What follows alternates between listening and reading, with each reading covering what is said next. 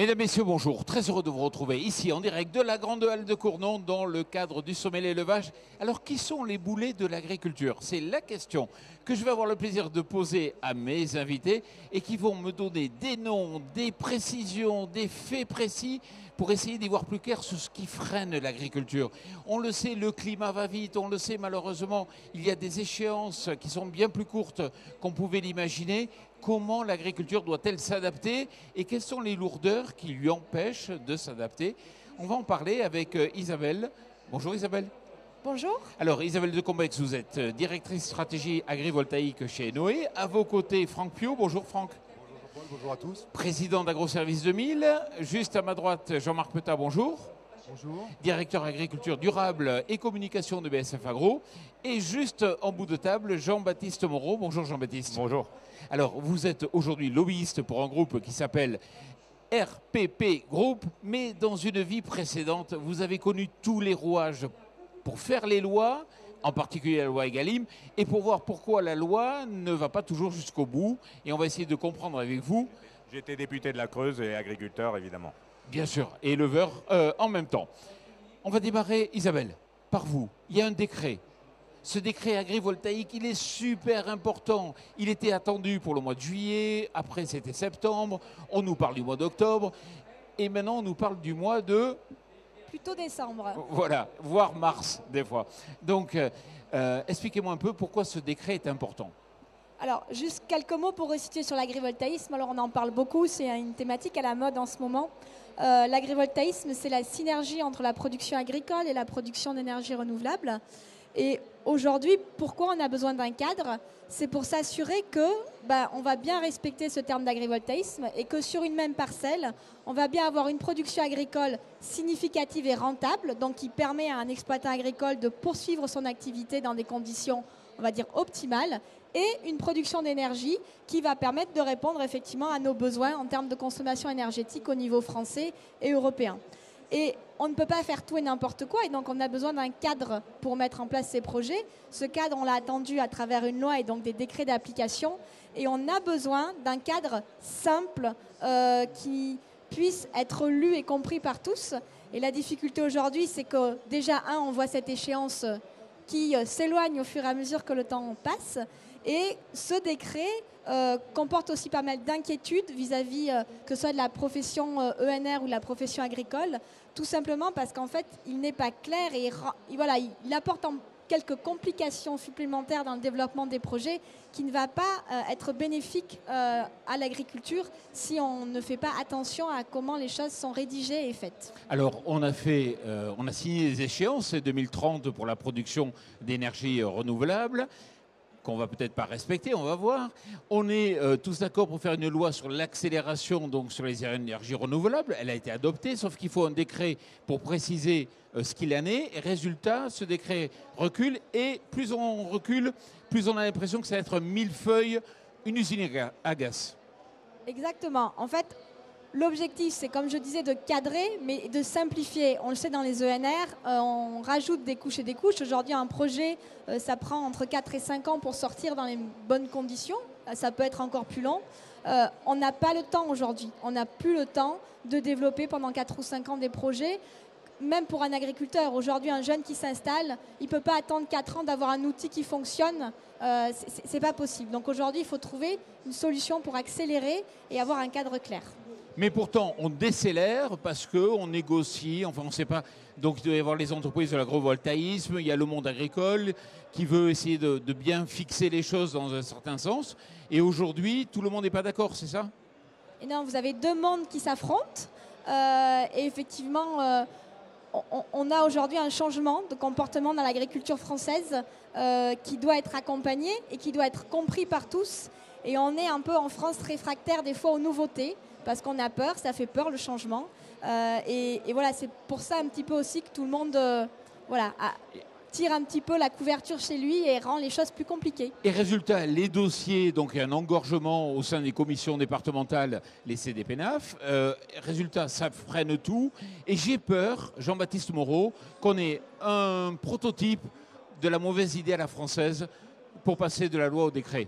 Non, mais Clairement, on est en France, hélas, dans le pays de la suradministration et chaque décision politique s'accompagne d'une myriade d'ingéniosité en ce qui concerne les décrets, les échelons administratifs, mais c'est aussi parce qu'on est dans un pays aussi où que ce soit aujourd'hui avec l'agrivoltaïsme, que ce soit avec le biogaz, que ce soit avec n'importe quelle initiative, aujourd'hui, on l'a vu avec les bassines encore récemment avec une décision de tribunal administratif, on a un certain nombre de recours administratifs, notamment d'associations qui se constituent contre ces projets. Dès que vous avez un projet agricole ou énergétique aujourd'hui, vous avez des recours. Donc je comprends le temps qu'on met pour rédiger le décret, pour justement border les choses et pas que la première installation soit déboutée directement au tribunal administratif par la première association qui va se constituer. Donc il faut mettre un cadre juridique et administratif stable pour pouvoir justement que ces projets se mettent en place.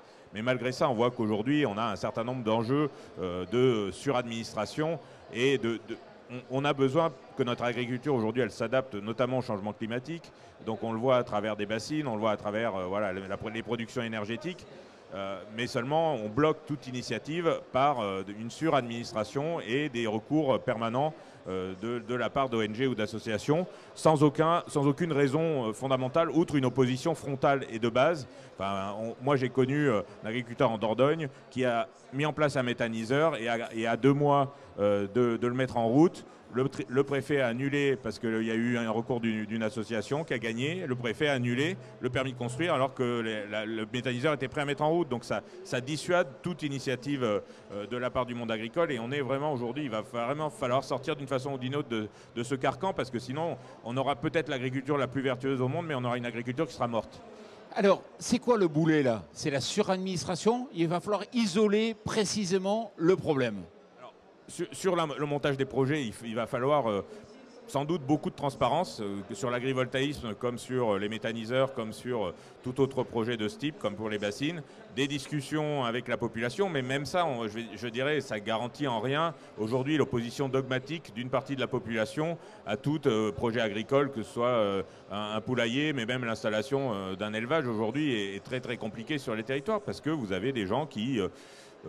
je ne sais pas, sont nostalgiques d'un pays qui n'a jamais existé, d'une agriculture qui n'a jamais existé non plus, et qui font tout pour la contrecarrer avec un modèle agricole totalement dépassé en tête, qui n'a jamais fait vivre personne. Mais Jean-Baptiste, là, c'est même pas les associations, enfin je pense, c'est pas les problèmes des associations le problème, c'est même la France. Mais si, parce que la rédaction du décret, les services des différents ministères essaye de border le plus possible la rédaction du décret pour éviter justement que dès qu'il va sortir, déjà lui-même puisse être contesté devant le Conseil d'État, le Conseil constitutionnel par un certain nombre d'ONG et de partis politiques et que derrière, ce décret puisse effectivement permettre le développement de l'agrivoltaïsme. Parce que s'il est mal rédigé, les tribunaux administratifs vont se faire une joie de le bouler dans tous les sens. Donc je comprends les hésitations et je partage aussi la frustration de longueur. Enfin moi, on a voté Egalim en 2018, les derniers décrets d'application ont dû sortir en 2023, je crois. Enfin, quelque chose comme ça. C'est-à-dire 5 ans après qu'on ait voté la loi. Donc, on était déjà parti quand la loi a fini de s'appliquer, quoi. Donc, c'est excessivement long. C'est peut-être le prix de la démocratie, mais c'est long. On peut espérer que ça aille plus vite. Qu'est-ce qu'il faudrait faire? C'est quoi la recette? Ben, si on l'avait, je pense qu'on l'aurait déjà prise. Hein. Honnêtement, c'est ce que je dis. Aujourd'hui, vaut mieux faire lentement, mais être sûr qu'au bout, on va arriver à mener à bien les projets, que vouloir faire vite et sortir un décret mal ficelé, comme on en a eu par le passé, qui aussitôt sont contestés, qui en fait n'entrent jamais en application et donc sont remis sur le tapis régulièrement. Et il faut rédiger un nouveau décret, donc on recommence le round de consultation. Puis il y a un cadre européen aussi qui peut contraindre parfois sur un certain nombre de choses. Je travaille en ce moment sur les nouvelles biotechnologies végétales. Aujourd'hui, on essaye de nous renvoyer sur les OGM, alors que ce n'est pas une technique OGM. C'est un levier d'amélioration pour les agriculteurs de permettre de s'adapter avec des nouvelles variétés de semences au changement climatique. Sauf qu'aujourd'hui, il faut un règlement et qu'il y a des débats politiques sans fin depuis 3 ans sur ce sujet-là. Jean-Baptiste, vous connaissez bien l'Allemagne. Ça ne se passe pas comme ça en Allemagne? Ça se passe... Ouais, je suis moins sûr. Ça s'est pas passé comme ça, mais aujourd'hui... Ça se passe de plus en plus comme ça aussi, évidemment. C'est encore pire. Oui, Jean-Marc, allez-y. Je pense qu'en Allemagne, aujourd'hui, c'est encore pire qu'en France. Ah bon? Pire qu'en France? Oui, parce que je pense que déjà, au niveau du gouvernement allemand, il y a des opinions différentes Et je pense que les agriculteurs allemands ont plus de soucis à se faire par rapport à leur avenir que les agriculteurs français. Oui. À cause du poids des écologistes, c'est ça? Non, je pense que les écologistes, ils savent être raisonnables. Non, c'est une vision peut-être encore plus idéalisée d'une agriculture de grand-papa et de grand-maman, voilà, qui est très forte en Allemagne. Voilà, donc c'est plutôt la cacophonie en termes de direction. C'est vrai pour l'énergie, c'est vrai pour l'agriculture.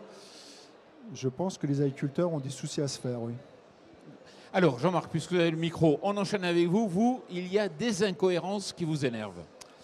Moi, je vais prendre l'exemple du dossier Ecofito.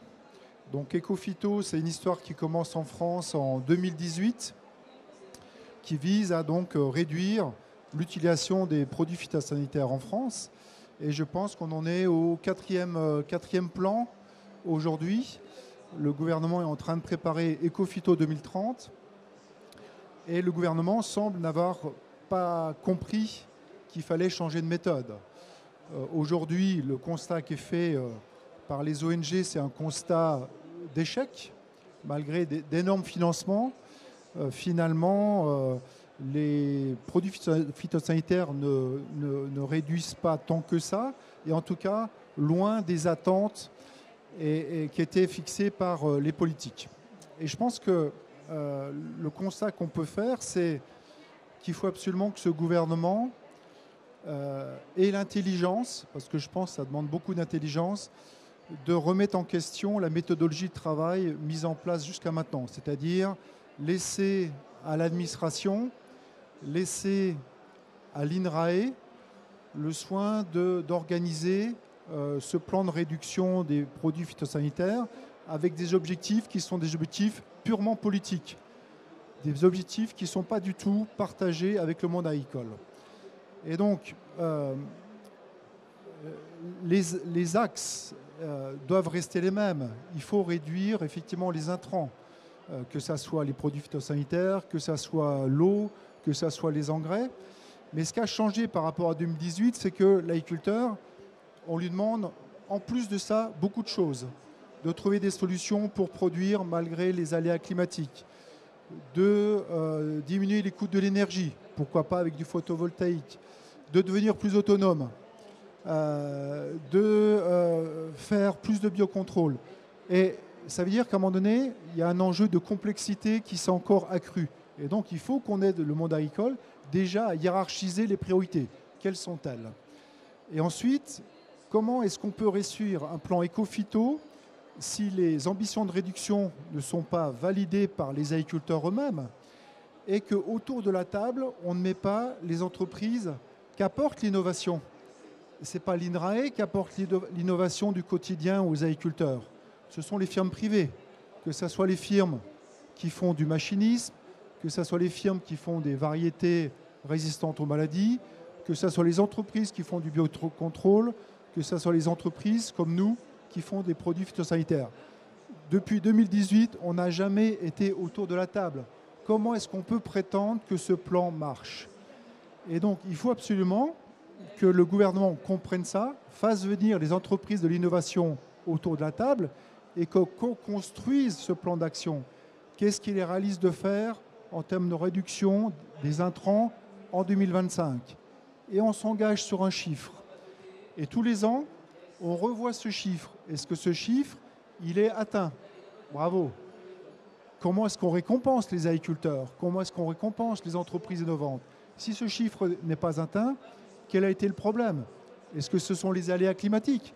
Est-ce qu'on est tombé dans une année mildiou extraordinaire qui a nécessité d'augmenter les produits phytosanitaires? C'est ça qu'il faut qu'on fasse. Il faut qu'on change de A à Z la méthodologie et redonner le pouvoir aux agriculteurs et aux instituts agricoles. Jean-Baptiste Moreau, radiographie d'un échec. Ecofito, on avait dit des chiffres. Effectivement, on a mis de l'argent, on ne l'a pas atteint. C'est la méthode qu'il faut revoir? Je ne sais pas. On a mis en place Eco-Antibio, ça a très bien marché. Dans le monde de l'élevage, ça a excessivement bien marché. Effectivement, on a associé tous les acteurs, on a associé les vétérinaires, on a associé les agriculteurs. Et Eco-Antibio, on a même été au-delà dans l'économie d'antibiotiques. Donc, ce n'est pas une fatalité pour moi. Il y a peut-être un problème de méthode à revoir, mais globalement, l'agriculture est capable de s'adapter dans un temps compatible avec des possibilités économiques. Donc oui, peut-être qu'il faut revoir la méthode. Maintenant, on a su le faire avec Eco-Antibio, il n'y a pas de raison qu'on n'arrive pas à le faire avec les produits phytosanitaires. Et pourquoi on n'y est pas arrivé? Sans doute un ensemble de raisons, oui. Sans doute, il y a eu des crispations, il y a eu aussi les aléas climatiques qui ont fait que peut-être aussi un manque de stimulation de la recherche d'alternatives ou tout du moins de nouveaux produits avec des financements qui sont peut-être voilà, difficiles à aller chercher aujourd'hui parce qu'on a un cadre aujourd'hui où c'est plutôt haro sur tout ce qui est produits phytosanitaires. Donc effectivement, c'est compliqué pour les entreprises de se faire entendre dans ce brouhaha médiatique-là permanent. Mais moi, je suis persuadé que ce n'est pas une fatalité. On parlait tout à l'heure des nouvelles biotechnologies végétales. Ça doit être un moyen, justement, aussi de diminuer l'utilisation en sélectionnant des semences plus résistantes à certaines maladies, de diminuer l'utilisation des produits phyto. Donc voilà, il faut mobiliser la recherche, je pense, et la recherche fondamentale pour trouver des produits plus efficaces et pour pouvoir trouver aussi des plantes plus résistantes qui peuvent s'en passer. Jean-Marc Petain. Oui, je pense qu'il faut que chacun soit à sa place dans la mise en route de cette feuille de route. Il y a une place pour l'INRAE, mais certainement pas dans le leadership. L'INRAE, elle doit être en support, effectivement. Je n'ai pas parlé que de l'INRAE en matière de recherche. La recherche, c'est la recherche fondamentale et la recherche appliquée, c'est les deux. Et les ONG, elles ne sont pas dans l'action. Si Génération Future, depuis le temps qui demande la réduction des phytos, avait trouvé des solutions alternatives et les avait testées avec les agriculteurs, ça se saurait. Les ONG, elles sont juste là pour vérifier que les objectifs soient atteints ou pas. Donc elles sont dans le résultat. Elles peuvent critiquer à ce moment-là si le résultat n'est pas atteint, mais elles ne doivent pas être dans la co-construction. C'est là où il y a une confusion et je pense que les objectifs qui étaient fixés avaient un poids trop politique et trop médiatique trop important. Un poids des ONG et des politiques beaucoup trop important dans les objectifs fixés aux agriculteurs. Ouais, donc c'est la méthode, l'architecture, la façon de réfléchir qu'il faut remettre en cause et c'est ce qu'on fait ici. Franck Piot, il y a les fournisseurs aussi, parce qu'on a vu, il y a des délais de proposition de solutions qui sont parfois longs. Et vous aussi, vous devez aller vite dans l'offre. Alors, vous êtes distributeur de solutions pour l'agriculture. Et justement, est-ce que vous avez des solutions qui vont vite pour permettre à l'agriculteur de s'adapter? Alors effectivement, nous avons pris conscience depuis quelques années, de par notre activité compétences élevage, qu'il nous fallait apporter des solutions rapides pour les enjeux de l'agriculture d'aujourd'hui et de demain.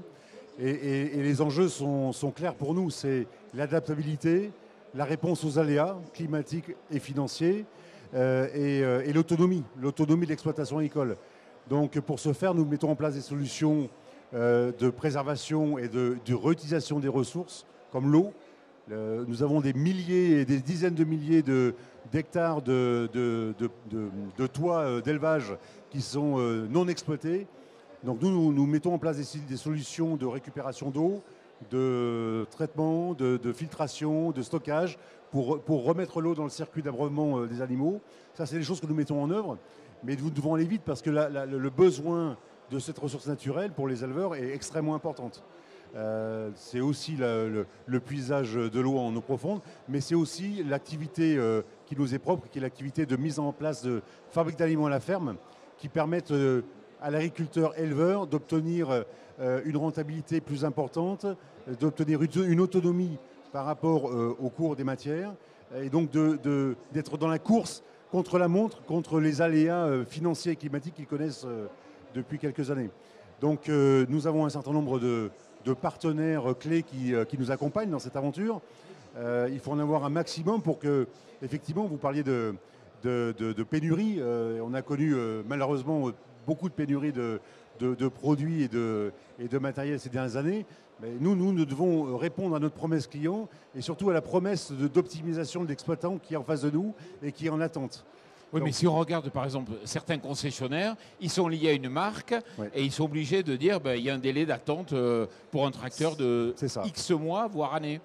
C'est pour ça que nous avons fait, nous, le choix d'être complètement indépendants des marques et de travailler plutôt sur la solution que nous devons apporter en essayant d'avoir un panel de partenaires le meilleur possible et le plus efficace. Donc, ce qui fait qu'on essaie toujours, et on a toujours des solutions alternatives si on est confronté à une difficulté, pour que ce soit dans le domaine de l'eau, de l'aliment ou autre. Ça veut dire que vous avez un fournisseur, mais vous interdisez pas d'en voir d'autres. Il faut toujours avoir d'autres solutions alternatives si on est coincé. Bon, évidemment, on essaye de travailler en fidélité avec des partenaires clés qui sont des grands professionnels. Parce qu'on a une exigence aussi de qualité et on doit cette qualité de solution à nos clients. Donc, Alors, on le redit tous, il faut aller vite. L'agriculture doit s'adapter rapidement et il va falloir soulever un petit peu les boulets qui nous freinent, notamment au niveau de la suradministration, peut-être aussi des fournisseurs, peut-être aussi de la façon de penser les méthodes. Isabelle Decomex, Franck Piot, Jean-Marc Pettat et Jean-Baptiste Moreau, merci beaucoup d'être venus ici sur le plateau TV Agri pour en débattre et merci à vous.